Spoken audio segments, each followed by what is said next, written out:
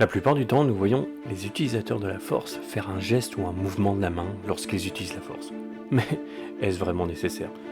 Nous voyons aussi plusieurs fois que l'on n'en a pas besoin de gestes pour les mêmes pouvoirs. C'est ce que nous allons explorer dans cette vidéo.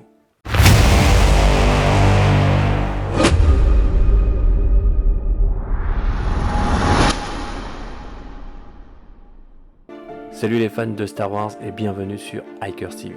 Pour information, cette vidéo ne traite que des pouvoirs de la force que l'on peut classer dans la catégorie de la télékinésie.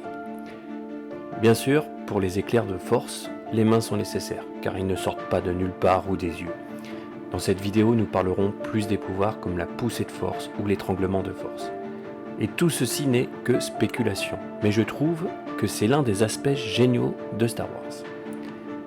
Dans l'épisode 6, Luke soulève ses 3 PO sans faire le moindre mouvement de la main. C'était pas possible car il était attaché. Dans d'autres scènes, nous voyons Dark Vador utiliser ses mains. On pourrait penser que c'est juste une préférence personnelle de Dark Vador, mais dans cette scène, il bouge à peine. Nous savons que la force ne vient pas des mains de Vador, car il a des bras artificiels, ce qui explique pourquoi il ne peut pas utiliser d'éclairs de force. Enfin, ça sera l'objet d'une autre vidéo. Tout se passe dans son esprit. C'est pourquoi il ne bouge pas ses bras dans cette scène, mais pourquoi utilise-t-il généralement ses mains? Je pense que cela a à voir avec la concentration et le focus mental.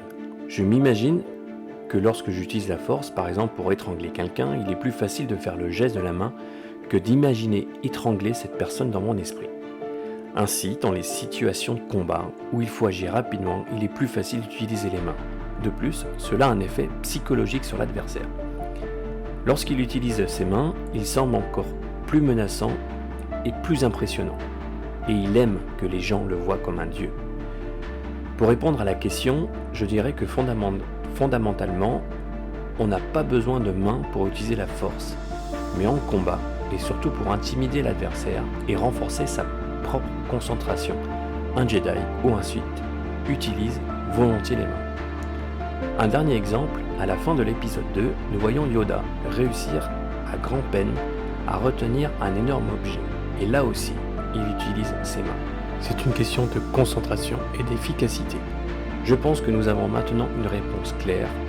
Alors la prochaine fois que vous verrez un Jedi ou un Sith faire des gestes, vous saurez que c'est plus une question de style et de concentration que de nécessité absolue. N'oubliez pas de me suivre, de s'abonner, de laisser un petit commentaire.